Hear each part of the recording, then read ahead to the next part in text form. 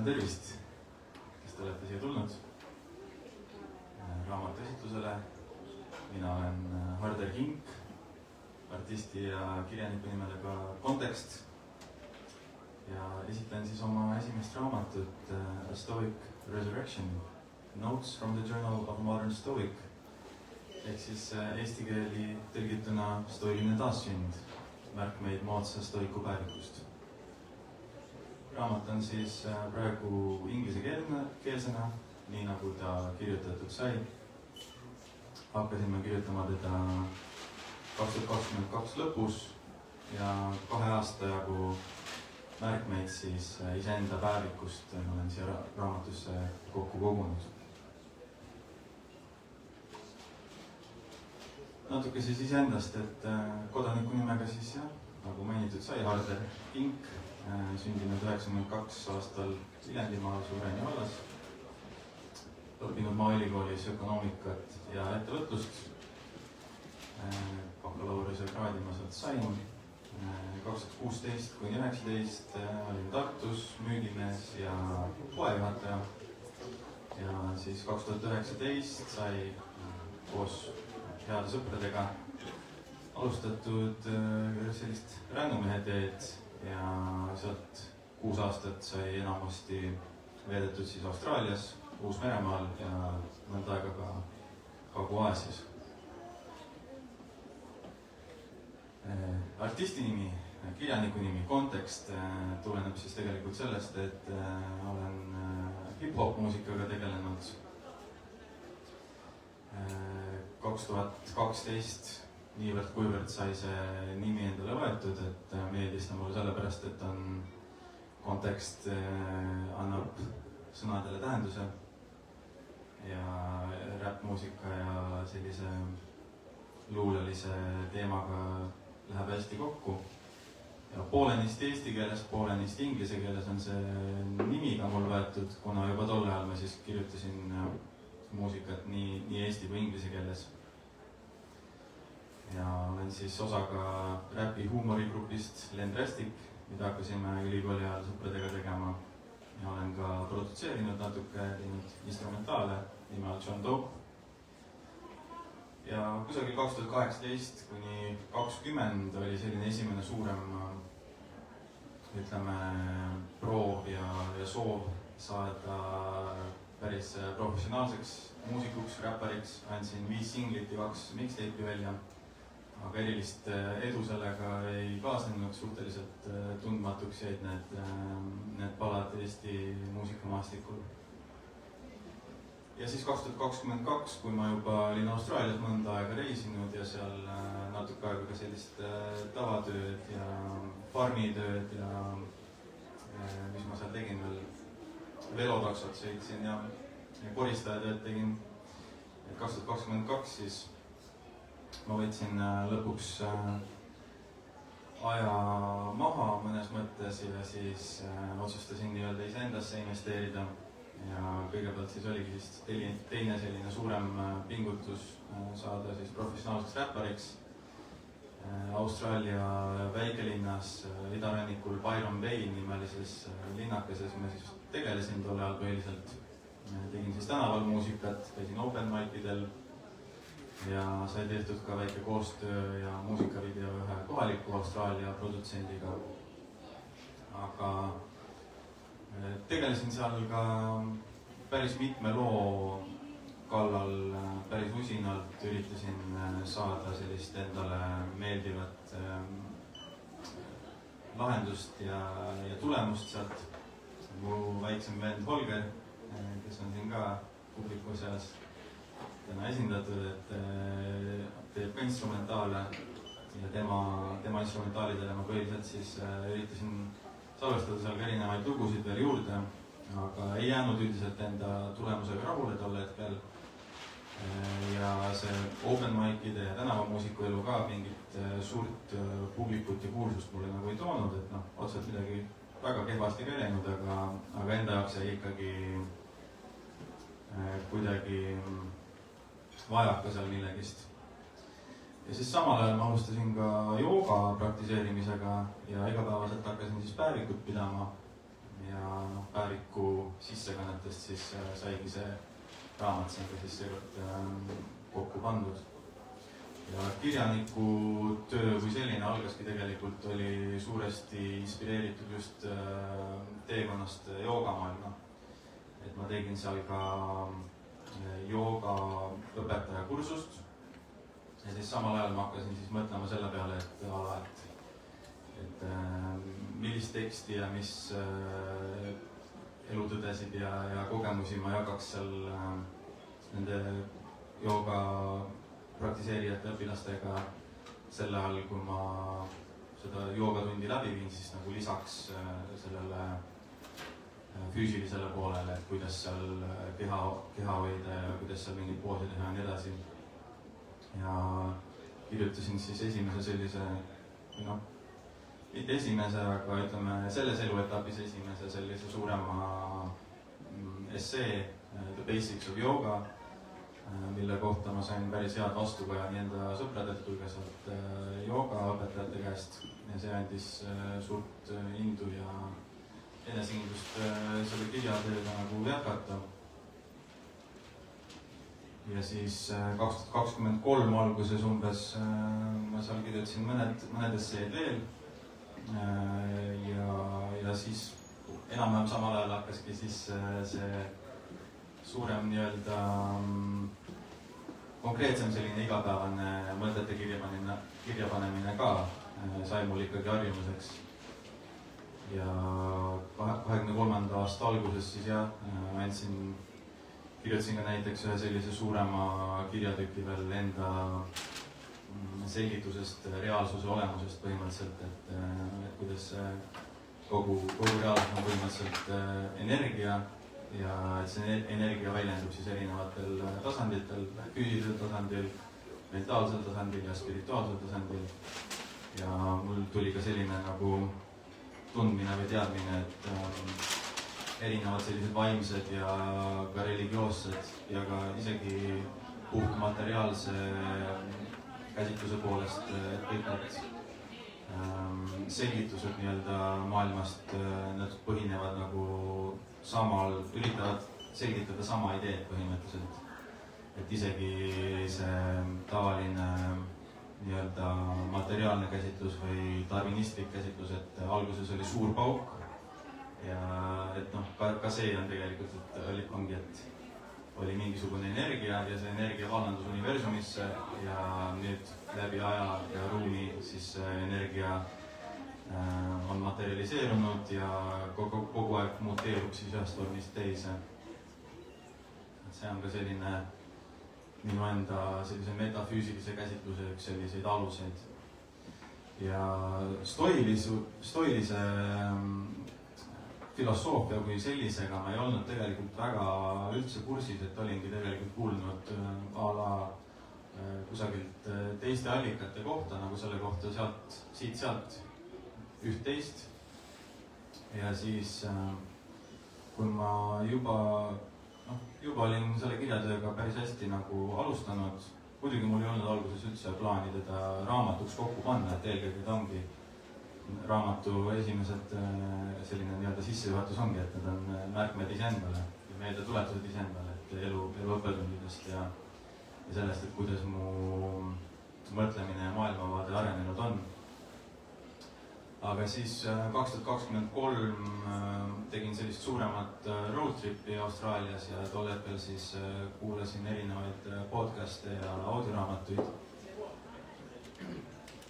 Ja üks audioraamat siis, mis mul läbi kuulatud sai tol hetkel, oli siis Marcus Aureliuse Meditations.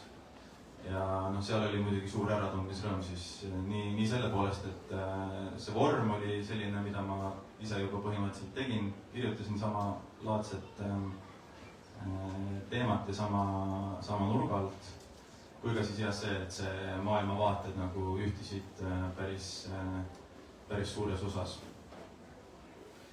Ja miks ta mul päris nii-öelda füüsilise raamatuna kokku pandud sai, oligi siis see, et ma tahtsin kondenseerida kõik need mõtted siis nagu iseenda jaoks juba jällegi väga isekatel põhjustel, et oleks selline üks konkreetne koht, mis ma saaks lahti võtta füüsilisel kujul ja ise siis lugeda ja meelde tuletada neid asju endale, ilma et ma peaksin läbi terve selle hunniku sealt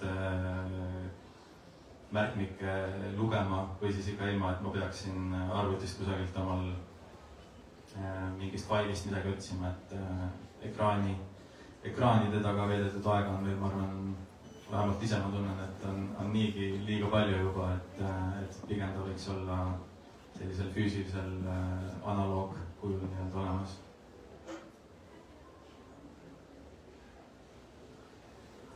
Ja võiks ka võib-olla kõigepealt siis teha ka sellise nii-öelda märkuse või disclaimeri inglise keeles siis, et see ei ole selles suhtes selline akadeemiline käsitlus stoitsismist nagu kindlasti mitte, et ta on ikkagi ühe inimese teekond väljendatud siis erinevate aforismide ja mõtteteradena.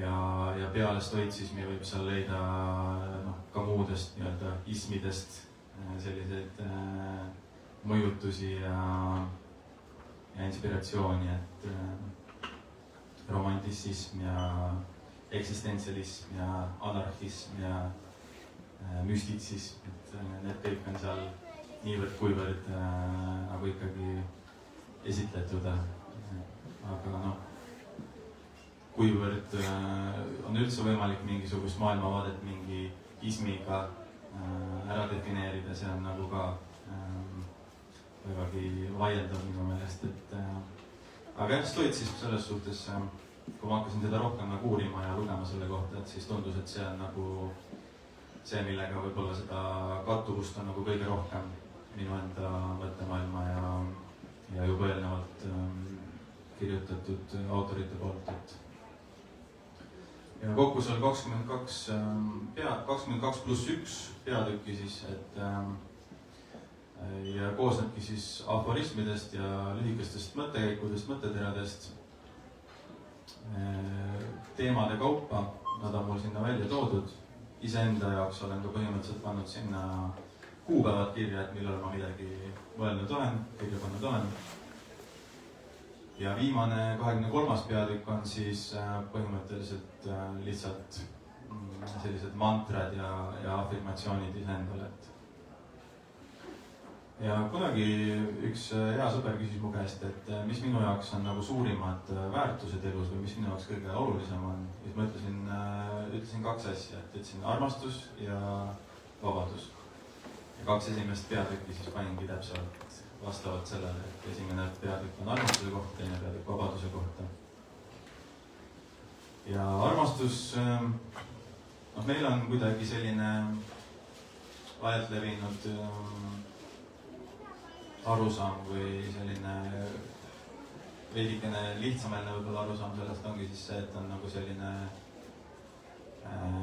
kirgedel ja soovidel ja ka kahe inimese vahelise armastuse vaheline selline teema, aga minu jaoks on ikkagi armastus kui selline on ikkagi eelkõige armastus elu vastu ja kuidas ta väljendub on läbi meie enda, et me ei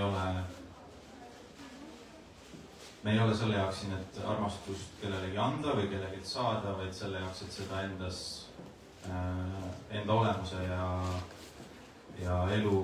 kogu eluga väljendada põhimõtteliselt. Ja armastus, tõde, ilu, et need on kõik ühe ja sama sellise iseendaga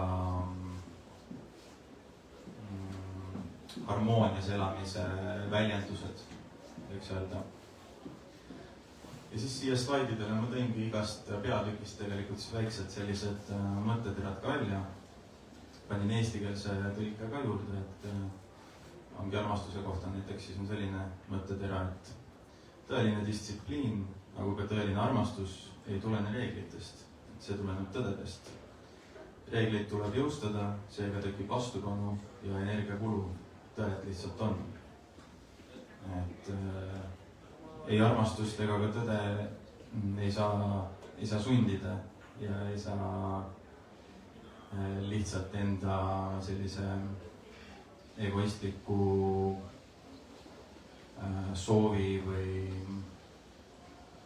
või vajaduse pealt nagu tekitada, et see lihtsalt on ja sellega tuleb lihtsalt ennast harmooniasse viia.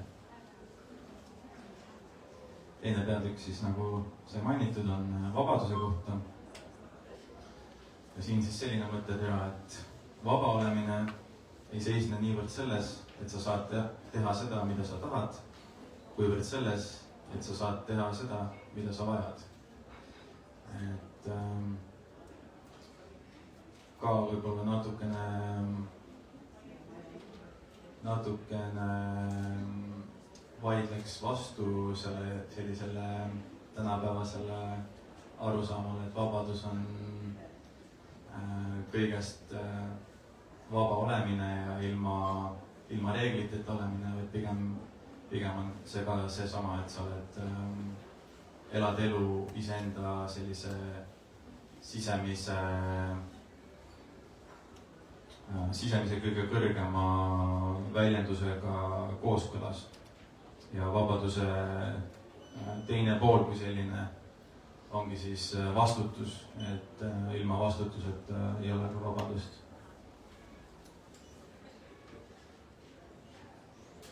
Kolmas peatükk on loovuse kohta. Et loovus on ka minu jaoks ikkagi olnud terve elu üks väga suur selline missioon ja eesmärk. Et siin võib ka paralleele tuua erinevate religioossete käsitlustega ja nii, et ongi, et kui inimene tehti Jumala järgi, et kes on Jumal on looja. Et loovus kui selline ongi, ma arvan, üks meie suurimaid selliseid ülesandeid, mis me saame siin endale, mida me saame siis enda olemusega väljendada. Ja siin siis selline mõttetera, et ainus teadaolev ravim eksistentsiaalse valu vastu on loomise rõõm. Ja loovus ongi siis, ei pruugi väljenduda lihtsalt ütleme kirjutamise või muusika või maalimise või selle kaudu, vaid ka selle kaudu, et kuidas sa iseennast üleval pead, kuidas sa elad, kuidas sa iseennast lood ja enda karakterit ja muidugi ka siis järglaste loomise kaudu, et see on ka üks suur ja ma arvan kõige tähtsam ülesanne meil siin, mida me saame endale võtta. Järgmine peatükk on siis kannatuste kohta. Et see on ka, võib siduda selle eelmise peatükiga kokku, et vaba olemine ei tähenda ka seda, et sa kannatustest vaba oled. Et kannatused on igal juhul, aga põhimõte siis ongi selles, et me saame ikkagi tihti vähemalt mingil määral ja vähemalt praeguses ajas me saame valida, kuidas me kannatame ja mille pärast me kannatame, ehk siis mille heaks me enda elujõudu kasutame põhimõtteliselt. Ja see sama mõttekäik on mul siin ka kirja pandud, et kannatusi tuleb, jah, aga sina saad valida, kuidas sa kannatad ja mis veelgi olulisem, mille pärast sa kannatad. Järgmine peatükk on valgustumise kohta. Mina ennast valgustunuks kindlasti ei pea ja vaevalt, et keegi neist tõeliselt valgustunuks saab. Keegi teada inimene oli kunagi öelnud mingi sellise lause, et valgustunuks saades sa muutudki valguseks, et jah, mina olen praegu oma füüsilises kehas üsna rahul, et valguseks veel ei olegi vaja muutuda, ma arvan. Küll aga me võime selle poole liikuda, et see on nagu perfektsionism või selline ideaal, mida me saame omale eesmärgiks võtta ja selle jaoks siis ka vastavaid pingutusi teha. Ja siinkohal on mul siis selline mõte kirja pandud, et jah, see on elu ja surma küsimus. See kõik on elu ja surma küsimus vennas, aga mitte rahutus hirmunud mõttes. See kõik on elu ja surma küsimus selles mõttes, et kõik on tähtis. Et Seneca vist oli sellistest iidsetest stoikutest see, kes ütles, et terve maailm on surematute jumalate tempel, mis on minu meelest väga hästi öeldud. Ja mul endal on ka siin üks selline mõttekäik kusagil kirjas, et terve sinu elu on rituaal, terve sinu elu on püha. Et selles suhtes ongi kõik. Ma arvan, et üks suuremaid selliseid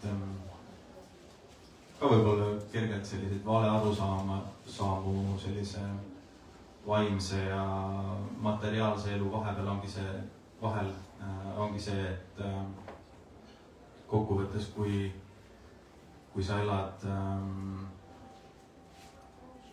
iseenda kõrgema sellise väljendusega kooskõlas, et siis see vahe selle vaimsuse ja materiaalsuse vahel kaobki ära, et see kõik on üks kokkuvõttes tegelikult.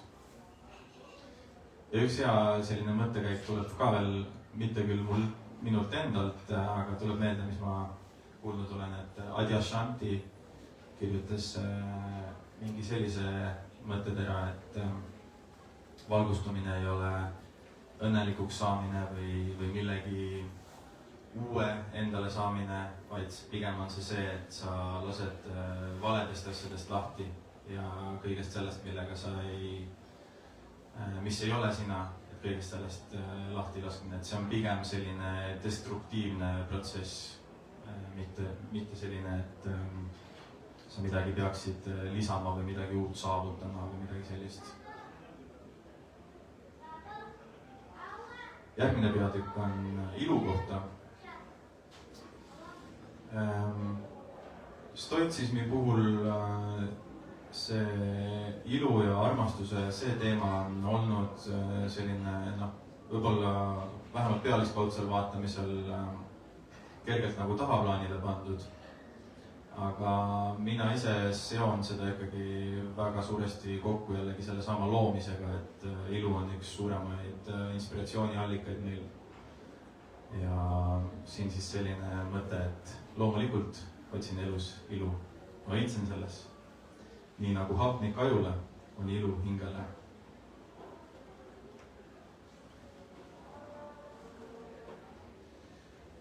Järgmine peatükk ongi siis üheks olemise kohta, et see mõte on ka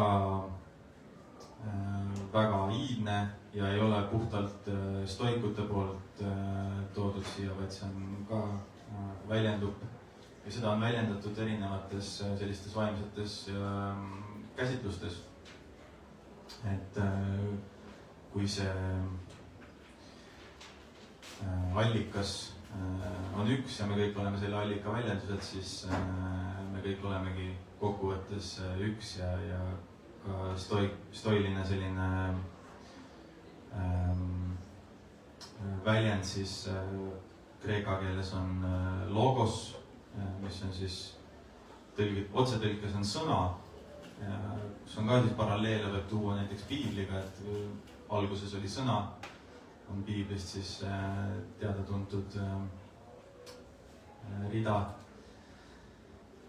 Ja me kõik olemegi siis selle esialgse allika energia väljendused ja siin siis selline mõttekäik, et kogu universum on sagedus, vibratsioon. See tähendab, et see kõik on muusika, see tähendab, et see kõik on tants. Võta see omaks. Emba seda.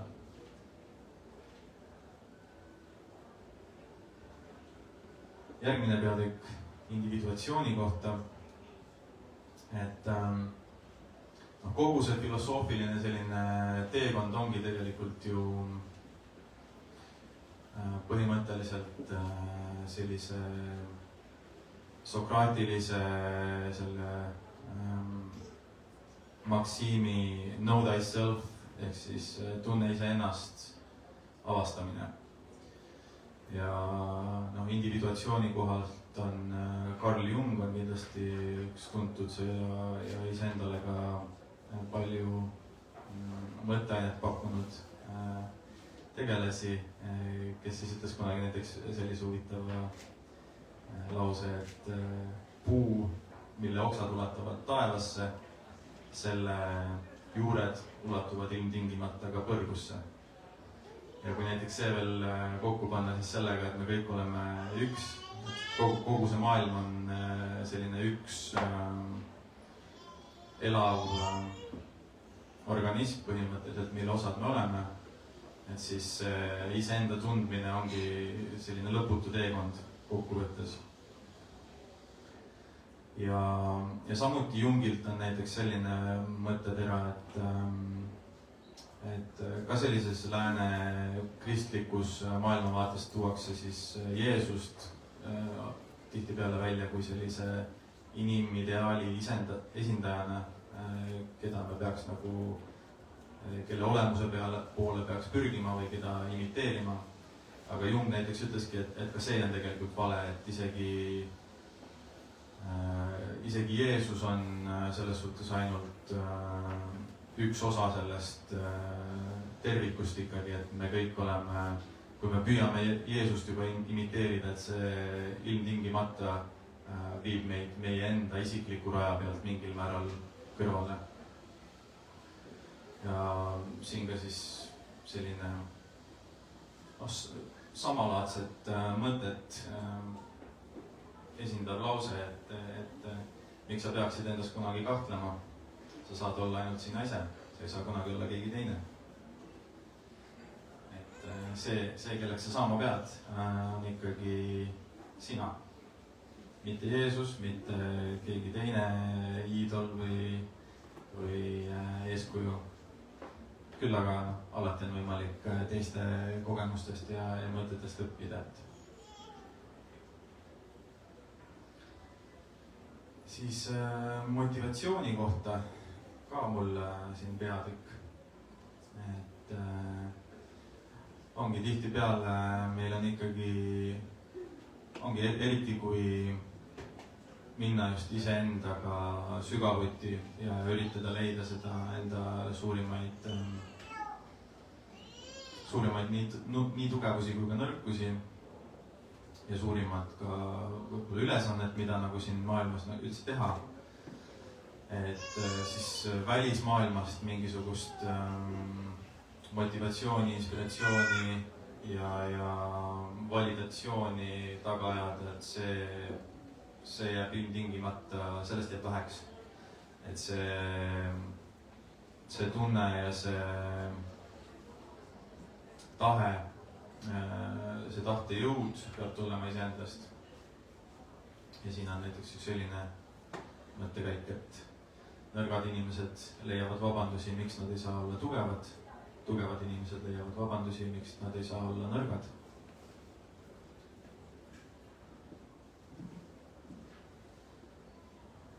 Siis saatuse ja usu kohta inglise keeles toredalt sarnased sõnad, faith and faith.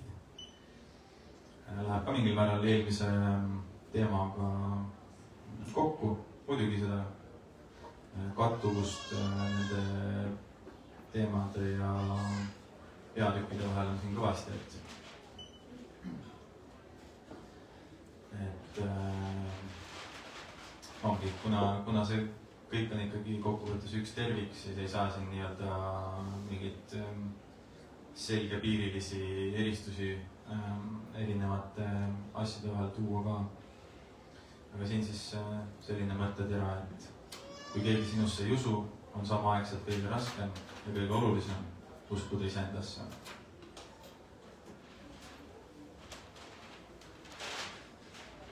elustiili ja tähenduse osas. Enne ma mainisin siin seda adyashanti mõtet, et valgustumine on siis valede kaotamine või hävitamine. Ja mingil määral ka võib tuua paralleele sellesama peatükiga, et eriti tänapäevases maailmas, et meil on väga palju asju, mis võitlevad selle eest, et meie tähelepanu endale saada. Ja tihtipeale see tähelepanu selle tulemusena siis juhitakse või me laseme sellel laseme sellel siis ära minna meie enda sellisest teekonnast, et meditatsioon ja selline flow state'is olemine nagu selle koha pealt arvan väga oluliselt. Ja samas ka just seesama, et füüsilise ja vaimse maailma tasakaalu viimine, et keegi iidsetest stoikutest oli öelnud sellise mõttekäigu ka, et me treenime oma keha selle jaoks, et see ei alluks, mitte et see ei alluks, vaid et see alluks meie mõistusele. Ja mul endal siis selles peatükis näiteks välja toodud siin selline aforism, et sul on liiga palju vajadusi ja liiga palju soove. Need juhivad sind teelt kõrvale, kui sa neist lahti ei lase.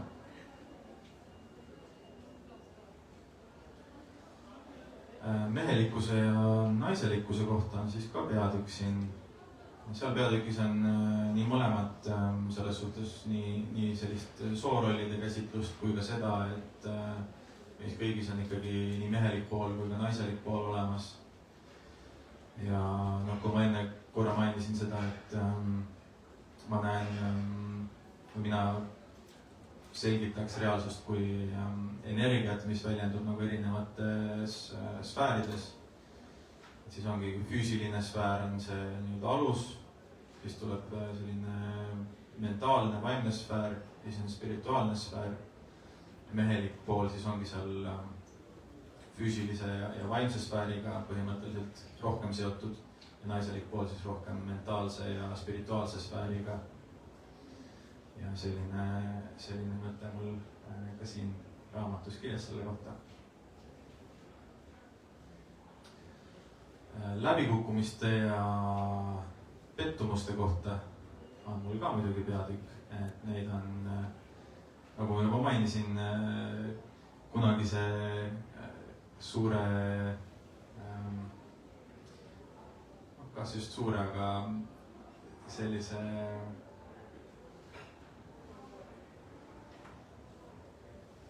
unistuse, et jah, saada professionaalseks räppariks, et selle ma olen pidanud mitu korda juba sellest ideest lahti laskma ja igasugu muid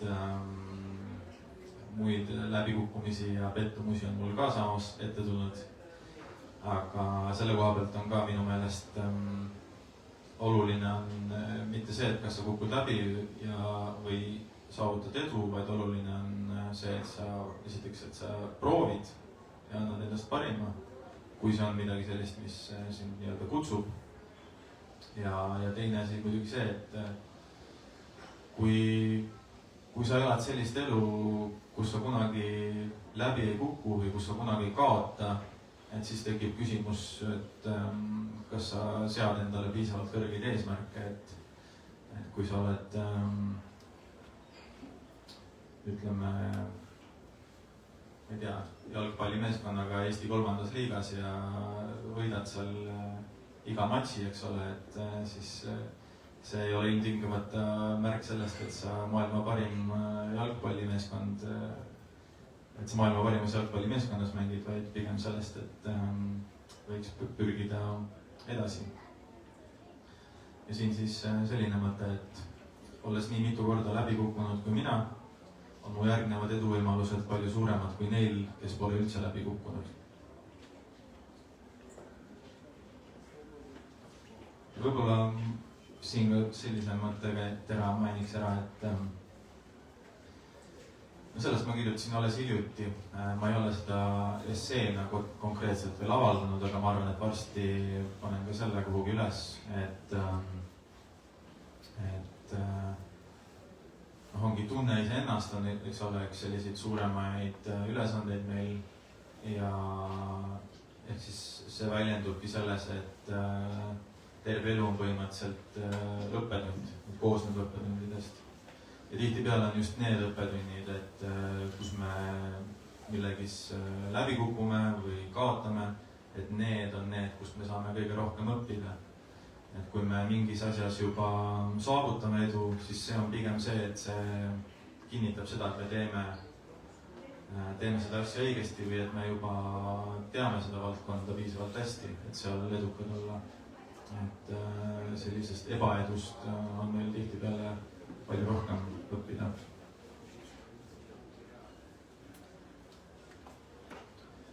Majanduse ja ettevõtluse kohta on siis ka terve peatükk.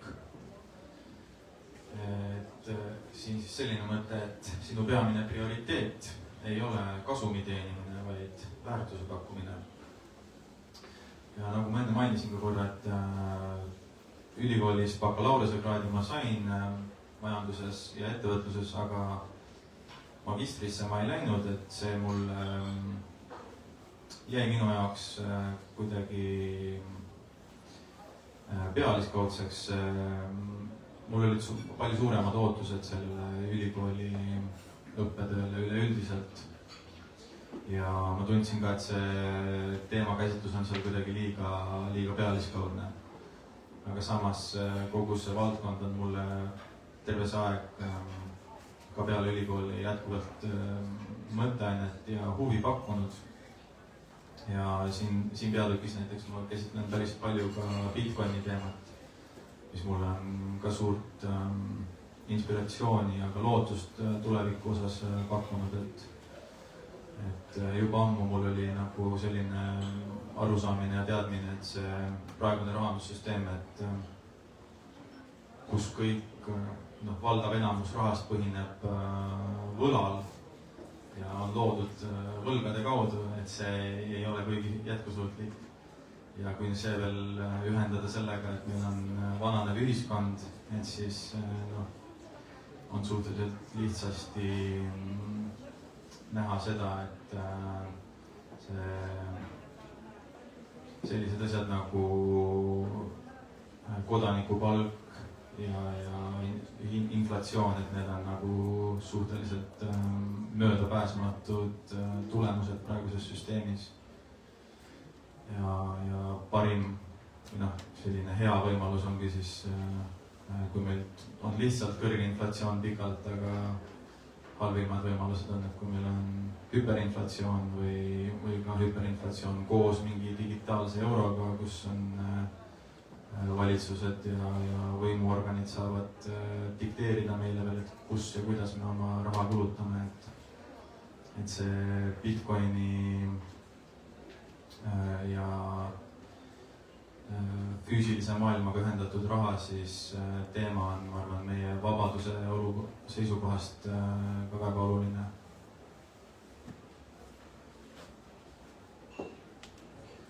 Järgmine peatükk siis ootuste ja lootuste kohta.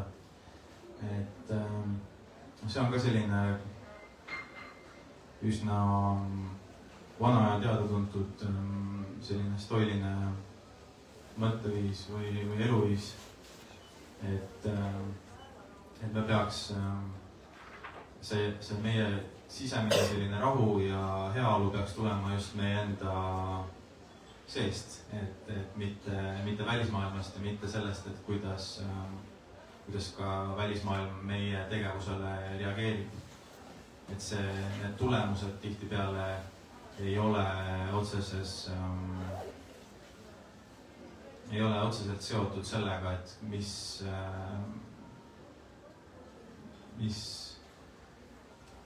pingutuse või mis sooviga me ise nagu neid asju teeme, et võib-olla selline üleüldine tõde või mõttekäik selle koha pealt pealt on ka see, et tähtis ei ole sihtkoht, vaid tähtis on teekond. Et ongi sihtkoht on väga väike osa sellest kogu protsessist, et teekond on selline, eks ole, ja sihtkoht on selline, et selle jaoks, et õnnelikud olla ja endaga rahul olla, me peame leidma selle rahulolu just selle teekonna pealt. Ja siin siis selline mõttekäik mul näiteks, et nagu alati on minu ootused need, mis mind kõige rohkem haavavad. Ma ootan asju, see on esimene viga.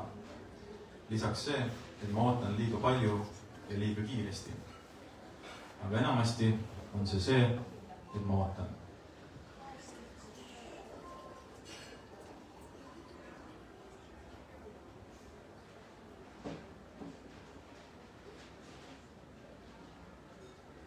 Järgmine peatükk siis kogukonna ja isolatsiooni kohta. Et see on ka selline indiviidiks saamise puhul, individuatsiooni puhul suhteliselt vältimatu, et sa pead enda vanadest rollidest ja tõekspidamistest lahti laskma ja tihtipeale see enda areng ja saamine kellekski uueks tähendab siis jällegi seda, et vanadest asjadest tuleb lahti lasta. Ja selline mõte siin ka, et kui endale truuks jäämine tähendab mõne sõbra kaotamist, siis lase neil minna. Nad polnudki algusest peale päriselt sinu sõbrad. Et kui asi on päris, kui asi on tõde, siis nagu ma enne ütlesin, et siis seda ei pea sundima, vaid see lihtsalt on. Et kuigi see protsess võib olla üsna keeruline, et me oleme ikkagi sotsiaalsed loomad ja põhjusega, et füüsiliselt me oleme lihtsalt niivõrd ebaadekvaatsed puhtas looduses elamiseks, et meil on vaja seda sotsiaalset võrgustikku ja ühiskonda enda ümber. Aga jah, isolatsioon on tihtipeale üks samm sellel teekonnal küll. Järgmine peatükk siis tunnete koha pealt. See on ka võib-olla selline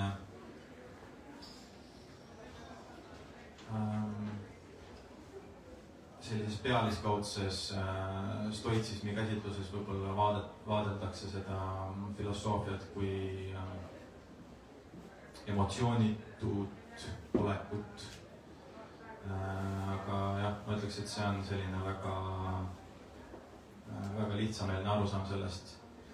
Ja pigem on küsimus nagu selles, et tundeid peab tundma igal juhul, aga meie enda teha on ikkagi see, et kas ja kuidas me nendele tunnetele reageerime. Et läheb kokku ka mingil määral selle, on tuntud see stoiline dihotoomia nii-öelda. Et on asju, mis on meie mõju ja kontrolli all ja on asju, mis ei ole. Et tarkus seisneb selles, et nende kahe vahel vahet teha. Ja tunded on ikkagi tihtipeale just see, et mis räägivad meile sellest, et mis meie enda psüühika ja alateadvus ongi, mis seal on vaja, mis on vajaka ja mis meie soovid ja hirmud on. Et tundeid peab tundma, aga just jah, et meeles peame seda, et need tunded ise ei dikteeri meid, vaid meie saame valida selle, et kuidas me neile reageerime. Ja siin siis selline mõttetera, et ära kahtle reaalsuse olemuses, ära kahtle selles, mida sa tunned. See on reaalne, sama reaalne kui miski muu.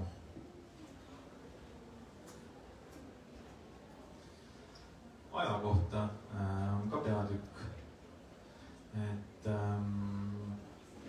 hetkes elamine on ka paljude selliste vaimsete käsitluste üks suurimaid selliseid õppetunde ja asju, mida üritatakse meile ikka meelde tuletada ja millele mõtlema panna. Ja mul enda poolt siis selline mõttetera siin, et minevik kuulub surmale, tulevik kuulub universumile, kõik, mis meil on praegu.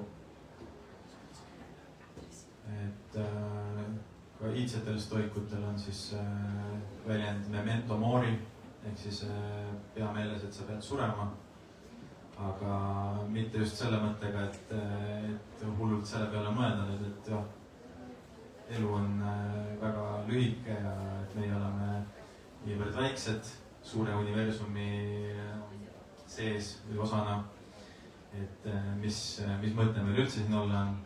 Et pigem see on see, et ajal on suurim väärtus üleüldse, et see, kuidas me seda kasutame, see dikteerib selle, kuidas me end siin väljendame. Ja aeg kui selline on ka just selle poole pealt nagu, et kunagi me ei tea, kui palju meil seda on. Et surm võib tulla täna, võib tulla homme, võib tulla 50 aasta pärast. Et sellepärast ongi kõik, mida me saame teha, eksisteerib ainult tulevikus.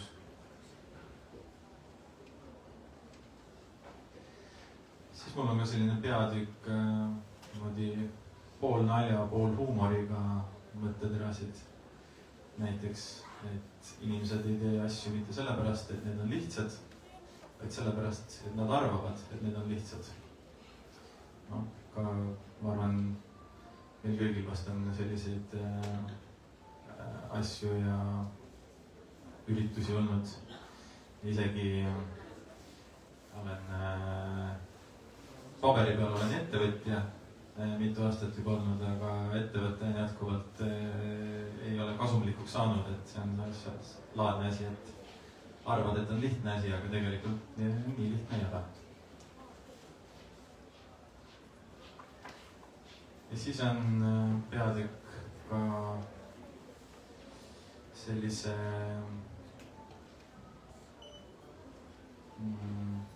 kuidas eestikeelnes tõlkidagi nüüd seda, et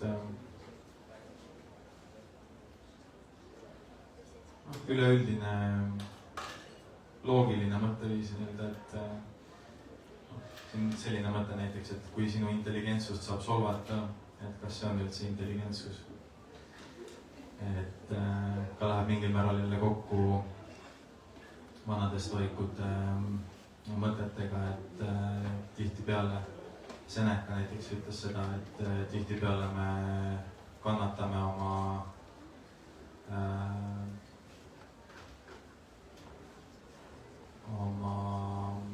peas ja oma mõtetes palju rohkem kui päriselus. Ja selle solvumise ja selle koha pealt ka see, et kui keegi midagi ütleb või midagi teeb, et need asjad ei ole konkreetselt seotud sinu kui inimesega. Et see, kas sa mingisuguse sõna või teo peale solvud, et see on kokkuvõttes sinu enda teha ja sinu enda valik. Et selle baasi pealt on siis ka mul see mõttetera siin. Siis on tõe ja tõe otsimise kohta veel eraldi peatükk. Mõte näiteks selline, et kas sinu arvamus on tõde? Ei. Kas sinu tajud on tõde? Ei. Miks sa siis kohtled neid nii, nagu nad oleksid? Et tõeotsingud ongi selline baastõde ongi ikkagi see, et leida see nii-öelda, kes sa ise oled ja teha vahet sellel, mis on sinule nii-öelda sisendatud siis kultuuri ja ühiskonna ja hariduse ja kõige selle poolt. ja selle vahel, et mis sinu hing nii-öelda siis päriselt on ja soovib.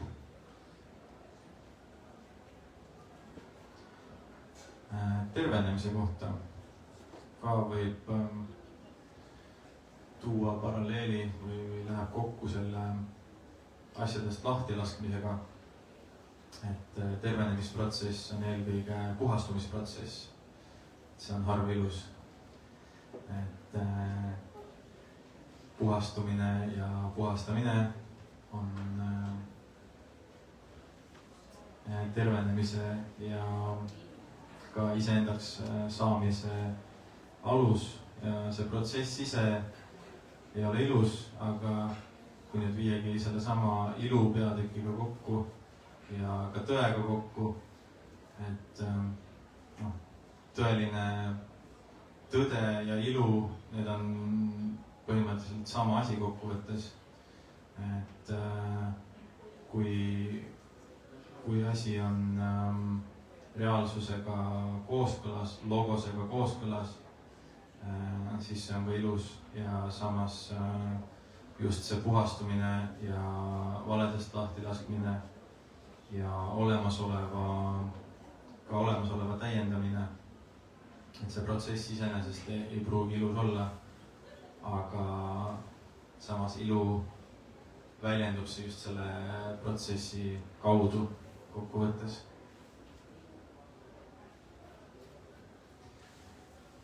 Ja siis viimane peatükk siis nagu sai mainitud, on selline mantrate ja afirmatsioonide peatükk, paar lehekülge selliseid pisikesi asju, mida ise endale sisendan ja mida võite ka endale võtta.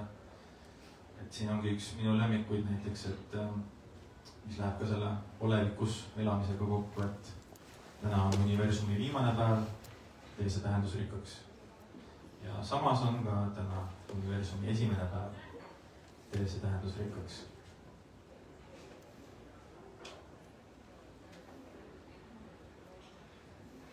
Nii, on kellelgi mingeid küsimusi, kommentaare?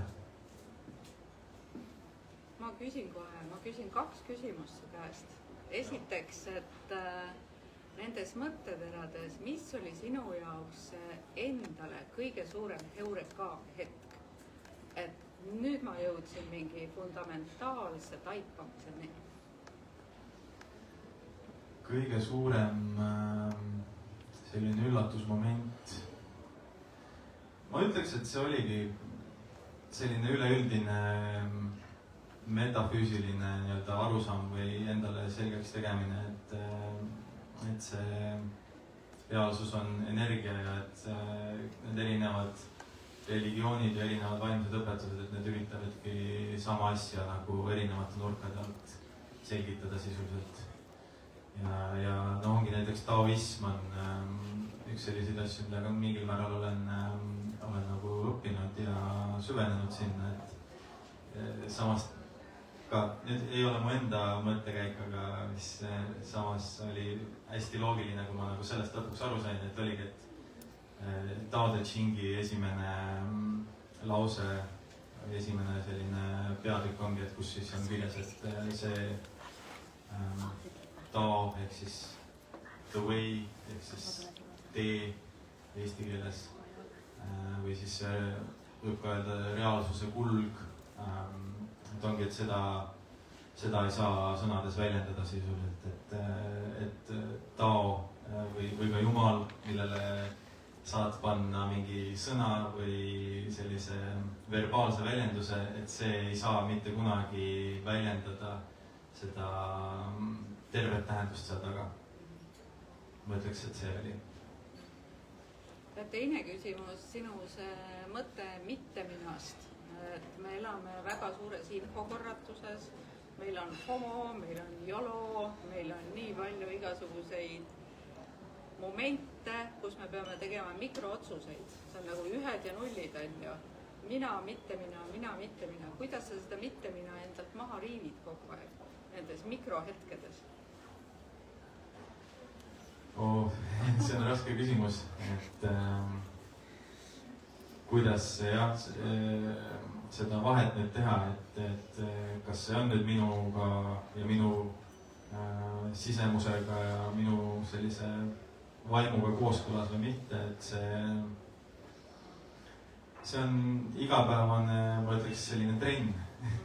et see tulebki, ma arvan, eelkõige iseendaga olemisest, just olemisest näiteks meditatsioonis või looduses jalutamisest, et kus sa nagu mingiks ajaks vähemalt saad selle välismaailma nagu vaiksemaks keerata, kui mitte päris kinni panna, et vähemalt vaiksemaks keerata. Et siis see kogemus ise annab juba parema arusaama sellest, et mis sinu selline sisemine olemus siis kokkuvõttes on. Ja siis, kui sa ka päris hiljem siis välismaailmast mingisugust erinevate sisenditega siis nii-öelda kokku puutud, et siis on juba lihtsam aru saada, et kas see nüüd on minu kui inimesega kooskõlas või on see pigem mingi selline asi, et mis on kusagilt mujalt üritatakse mulle sisendada. Vastaks nii. Küsimus on laias laastus natukene viimasega seotud, kui sa ütlesid, et see laias laastus siis valgustatus on sellest lahti laskmine, mis ei ole sina, eks ju. Ja sa ütlesid, et sa ei ole valgustatud. Kas sa oled ise nagu praegu teadlik, mis osad need on või kas on vähemalt mingisugune osa, mille suhtes on teadlikkus, et see on see, mis tegelikult ei ole mina, aga on mul küljes ja mind sa pead lahti laskma? Või miks ei ole valgustatud? No, ma arvan, esimene tõestus selle kohta ongi see, et ma ei ole veel valguseks muutunud. Aga kui nüüd see konkreetsemaks tulla, siis ongi, ma arvan, esiteks see, et ma tunnen ja olen juba kursis või olen sellest nagu vähemalt aru saanud, et ma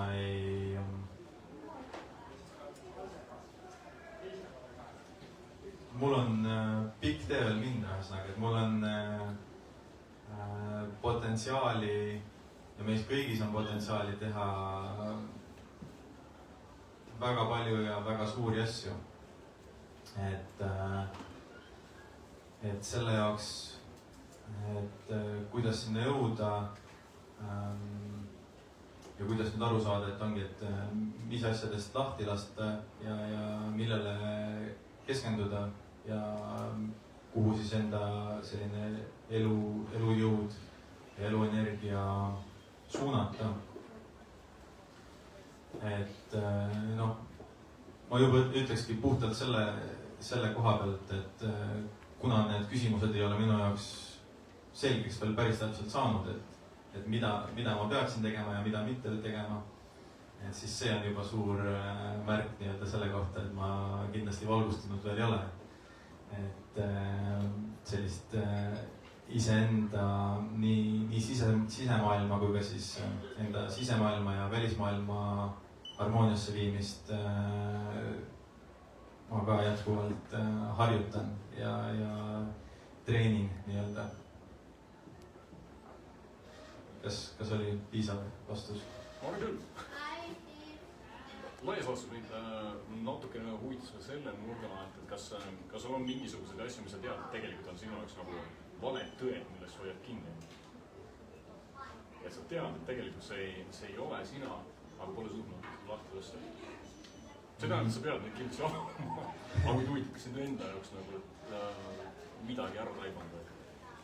Jaa, ma ütleks küll, et ongi sellised ootused, lootused ja eeldused on sellised asjad, millega mul pidevalt on selline nii-öelda sisemine võitlus, et kui ma midagi teen ja ka kasvõi see, et kui ma lihtsalt midagi väljendan, et millist vastukaja ma tahaks saada, loodan saada, et see vastukaja ja see signaal, mis siis nagu maailmalt tagasi peegeldub selle kohta, mingil määral ongi see sama, et sise- ja välismaailm on üksteise peegeldused, aga kokkuvõttes ongi ikkagi see, et see, kas ja kuidas see välismaailm seda sisemaailma peegeldab, see ei ole kokkuvõttes minu kui indiviidi teha.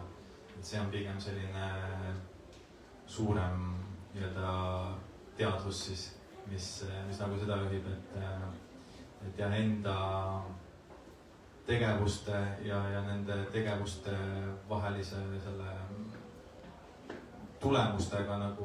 tulemustele orienteeritud olemisega, et sellest lahti laskmine on väga keeruline. Ongi eriti veel nagu, kui mõelda nagu sellise materiaalse ja sellise ongi ühiskonnas toimimise seisukohast, et hiljuti ma kirjutasin näiteks selle kohta, et kogu meie selline sisemaailm ja teadus ongi selline lahinguväli sisuliselt, et kus oleme meie ise ja siis on välismaailmast erinevad jõud, erinevad mõtted, mis üritavad siis meie selle tähelepanu ja energia eest nagu võidelda ja seda nagu endasse suunata.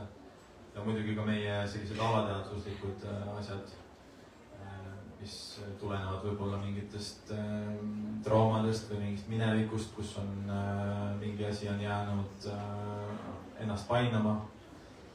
Et see on selline lahinguväli ja see sõda seal otseselt ei lõppe, aga üks võimalusi nagu sellest välja astuda ongi siis selline askeetlik elustiil, et ma arvan, see on ka mille pärast sellised vaimsed tegelased tihtipeale tahavad sellist äärmist isolatsiooni, et ongi lähevad, elavad kusagil koopas mingi aeg või kusagil templis ja ütlevad nii-öelda sellisest materiaalsest elust nagu täiesti lahti. Et see on nagu üks viis seda lahinguvälja nagu puhastada ja sealt ennast eemaldada. Aga kokkuvõttes ongi, kuna me oleme ikkagi sotsiaalsed loomad ja me tahame elada üksteisega ka harmoonias ja üksteisele väärtust pakkuda, et siis selline suurem ülesanne, raskem ülesanne on ikkagi see, et seal lahinguväljal ise nagu saada selleks, kes kontrollib seda lahingu kulgu põhimõtteliselt. Et jah, see on selline jätkuv võitlus minu enda sees näiteks. Hea vastus minu jaoks. Rõõm kuulda. Veel küsimusi? Aga ma panen enda poolt ühe veel. No. Mis siis on järgmine valdkond, kuhu sa lähed läbi kukkuma? Eelduses või lähtudes eeldusest, et sa ka edaspidi paned eesmärke piisavalt suuri, et paratamatult peab ka läbi kukkuma mingil ajal. Hea küsimus. Ei ole sellist sisemist suurt kutsungit mingi uue konkreetse ala vallutamiseks või läbikukkumiseks tulnud veel. Et pigem ongi hetkel rohkem keskendun sellele kirjutamise poolele. Võin 95% kindlusega öelda, et siin raamatus on praegu aastast 2022 kuni 2024 mõttekäigud, et 24 kuni 26 mõttekäigud ma panen järgmiseks raamatuks ilmselt kokku. Ja seal vahepeal juba ka erinevad kirjatööd käivad. Et selline suurem fookus on praegu sellel. Ja iseenesest sooviks ma ikkagi ka sellist maailmaränduri teekonda jätkata mingi hetk, mingis vormis. aga kus ja millal see täpselt juhtuma saab, seda ma ei oska öelda ja mis need järgnevad valdkonnad nagu, mis sealt nagu avardavad ja ennast nähtavaks teevad mulle, see on ka veel täitsa küsimärgi all, et siiani on sellised huvitavamad asjad, mis mind nagu endasse tõmmanud on tulnud nagu kuidagi tagasi vaadates ma ei saaks öelda, et tühja koha pealt, aga siis, kui nad tekivad ja mind nagu haaravad endasse, siis tundub, et on nagu täiesti suvalise koha pealt, et kas või seesama jooga teema või see maailma selline metafüüsiline käsitlus, et jah, ma ei oska neid nagu, ei osanud ennustada, et midagi sellist nagu tuleb ja haarab mind, aga nii ta on. Ja meenub ka siin selle Carl Jungi jällegi üks tsitaat, et kes ütles, et inimestel ei ole ideid, vaid ideedel on inimesed. Et see on ka selline, et ongi, kui mingisugune mõte või mingisugune asi sinu tähelepanu haarab ja sind nagu endasse kutsub, et siis see ongi selline nii-öelda sellel hero's journey'l või kangelase teekonnal ongi see kutsung, et kas sa vastad sellele ja kas sa lähed sellesse teemasse nüüd sisse ja pühendad ennast sellele või mitte, et see millal ja kust kohast see kutsung tuleb, et see ma arvan, ei ole meil väga enda teha, et see on rohkem selline logose väljendus, kuidas ta meile ennast väljendab.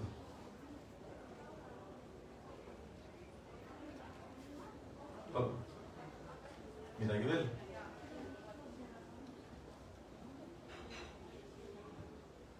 No, kui rohkem küsimusi ei ole, siis aitäh kuulamast, aitäh tulemast ja raamatuid saab meil siit samast. Mul on, panin ühed visiitkaardid ka sinna, et kui keegi tahab kontakti või sotsiaalmeedias jälgida või siis jah, ongi raamatutes on mul praegu põhimõtteliselt ainult sellised aforismid ja lühikesed mõtteterad. Et netis mul on Mediumis ja Substackis on selliseid pikemaid esseesid ka, et kas või seesama see joogateemaline essee, mis ma paar aastat tagasi juba kirjutasin ja uuemaid tekste ka, et saab sealt sellist lisalugemist ka, kellel on soovi.